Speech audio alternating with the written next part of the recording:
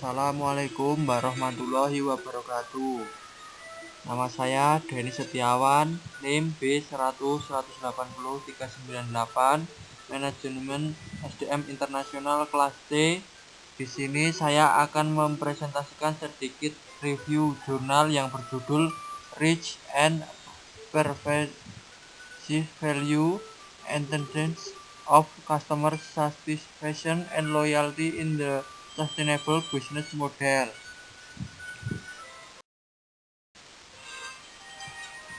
Abstrak kali ini dalam lingkungan ekonomi kontemporer, setiap perusahaan yang berhasil menciptakan dan menawarkan nilai kepada klien atau konsumennya akan mampu bertahan di pasar dan bahkan mencatatkan keuntungan untuk jangka menengah dan panjang. Dengan demikian, nilai mereka kekuatan mendorong untuk model bisnis yang berkelanjutan. Mengingat peran signifikan dari nilai yang dirasakan dalam manajemen strategis, tujuan utama dari penelitian ini adalah untuk mengidentifikasi dan menguji kerangka konsep yang memadai untuk mempelajari konsep nilai dan hubungan dengan kepuasan, loyalitas, dan risiko yang dirasakan untuk menawarkan alat manajemen yang tepat untuk memantau keberlanjutan bisnis yang ada. Jadi, studi ini mengusulkan dan menguji konsep dalam konteks pasar UKM di Romania. Hasil penelitian menunjukkan bahwa baik risiko maupun nilai memainkan peran yang signifikan dalam mempengaruhi kepuasan dan loyalitas pelanggan, pada akhirnya menjadi dasar perusahaan.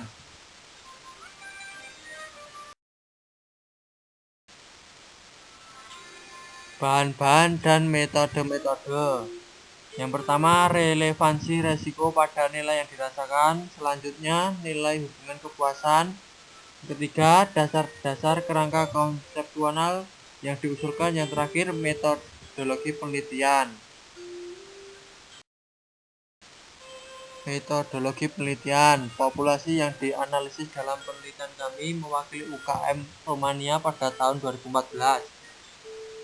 Karena penulis tidak memiliki akses ke daftar lengkap unit statistik, kami menggunakan metode pengambilan sampel non-acak dalam penelitian kami. Dari metode pengambilan sampel non-acak, kami memilih metode pengambilan sampel kuota karena ini memungkinkan pembentukan sampel yang strukturnya sangat dekat dengan struktur populasi sasaran.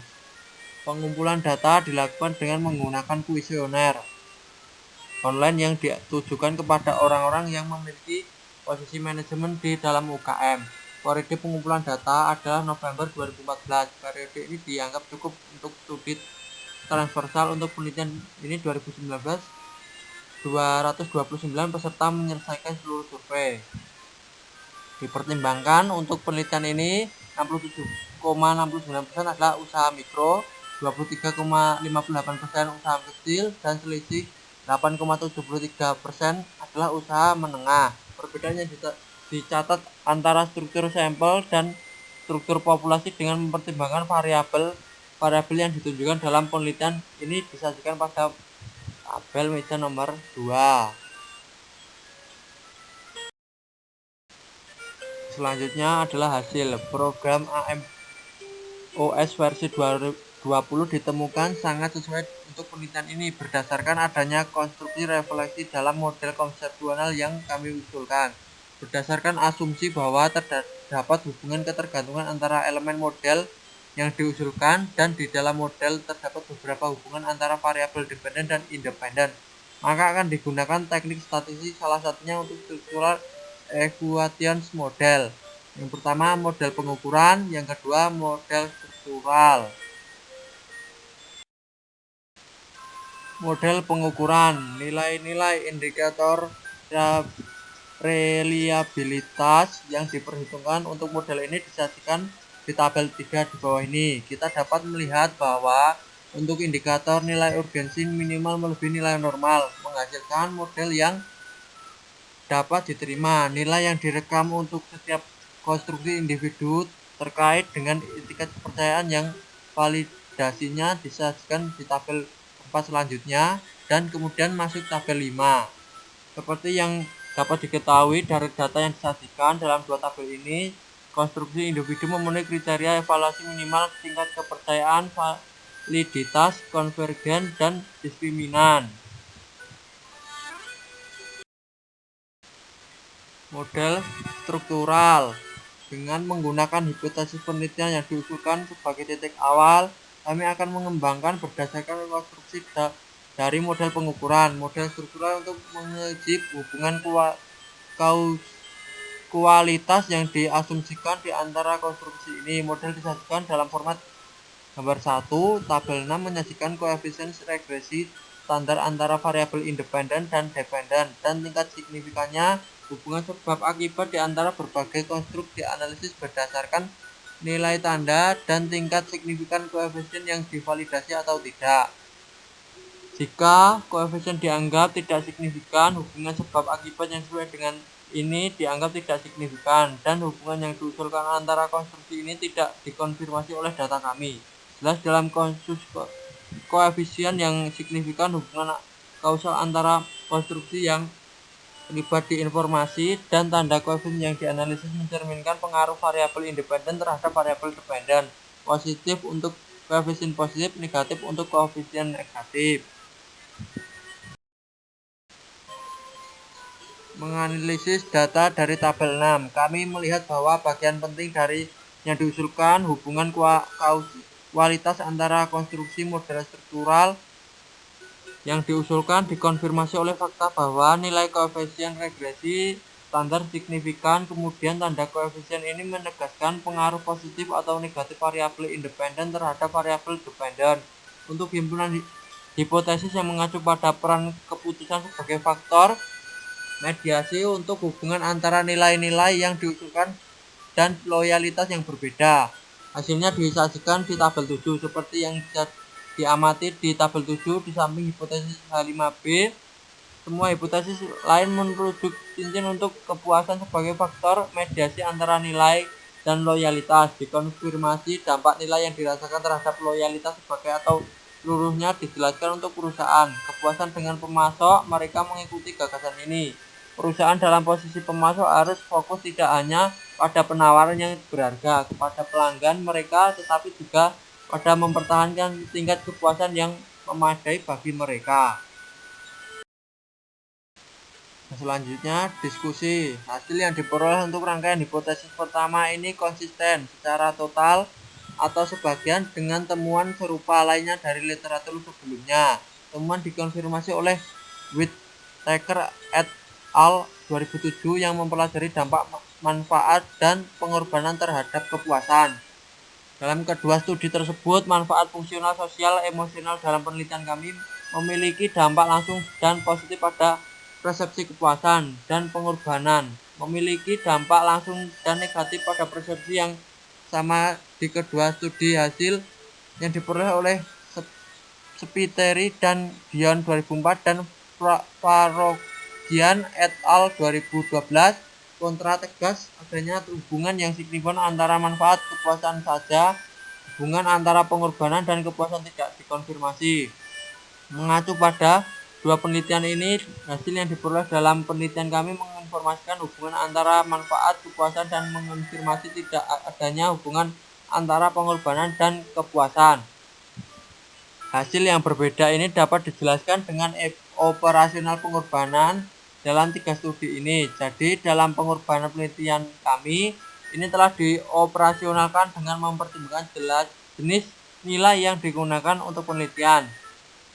Dalam 2 studi lainnya, pengorbanan dioperasionalkan sebagai agen hubungan antara risiko dan berbagai manfaat dan pengorbanan semuanya dikonfirmasi dalam model struktural. Temuan serupa dilaporkan oleh Parogian et al. 2012. Hubungan antara risiko dan dua komponen nilai dikonfirmasi untuk setiap jenis nilai yang termasuk dalam model. Juga penelitian ini menegaskan kegunaan inklusi risiko dalam model konsumen nilai yang dirasakan, mengingat fakta bahwa signifikan itu diperhatikan pada semua jenis nilai yang dipertimbangkan.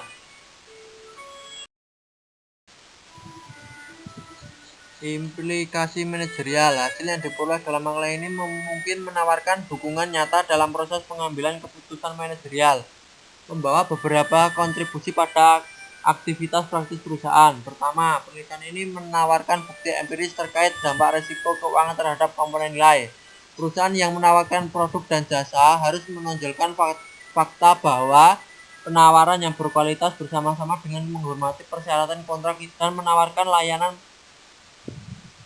jual dan jaminan yang memadai menyebabkan penurunan biaya operasional dan keuangan, dan juga secara langsung berkontribusi pada penurunan perusahaan total biaya.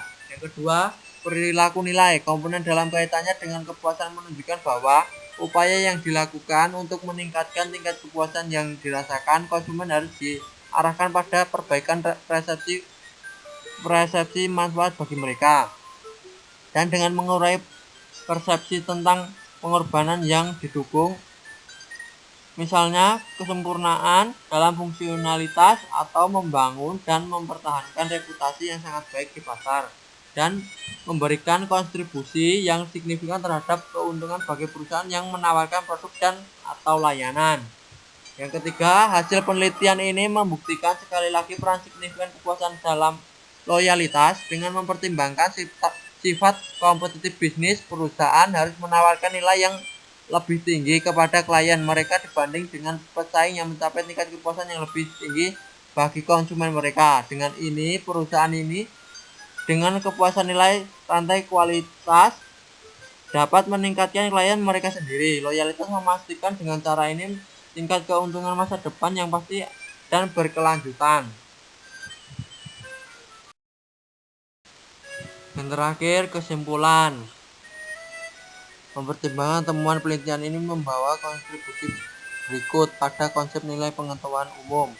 Yang pertama, meskipun penelitian ini dilakukan dalam konteks pasar organisasi di Rumania, pekerjaan ini termasuk yang pertama meneliti hubungan antara berbagai risiko dan persepsi nilai dalam bidang pemasaran organisasi yang lebih luas.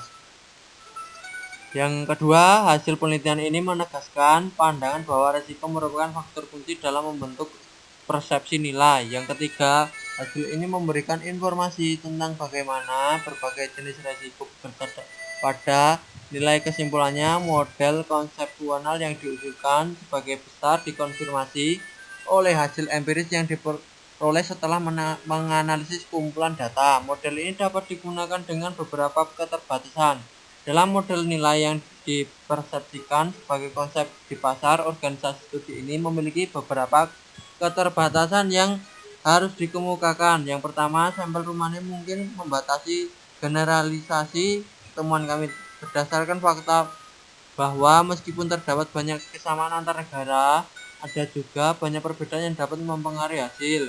Proyek penelitian masa depan harus melakukan studi internasional untuk mengidentifikasi persamaan dan perbedaan berdasarkan data lintas negara keduanya. Penelitian ini mengacu pada perusahaan individu sebagai pelanggan serupa. Perbedaan khusus antara perusahaan dan individu dapat diidentifikasi. Jadi penelitian di masa depan harus menyelidiki apakah ada perbedaan besar atau kecil terkait dengan peluang inklusi risiko pada konsumen. Model nilai yang dirasakan dalam kedua kategori. Sekian presentasi singkat saya. Apabila ada salah kata mohon dimaafkan. Sekian, terima kasih. Wassalamualaikum warahmatullahi wabarakatuh.